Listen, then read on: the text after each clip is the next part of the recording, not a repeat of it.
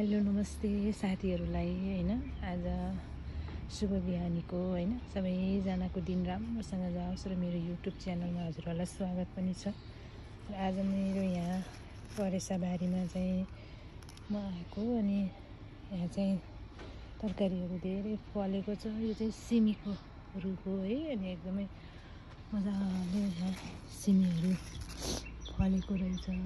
अनि यता चाहिँ काँक्रा हेर्नुहोस् त, काँक्राहरू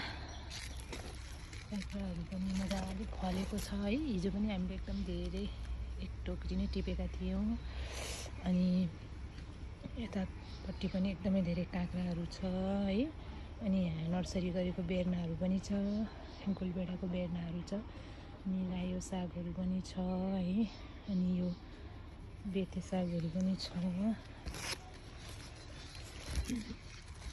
अनि काँक्रा हेर्नुहोस् न, काँक्रा यता मुनि पनि छ।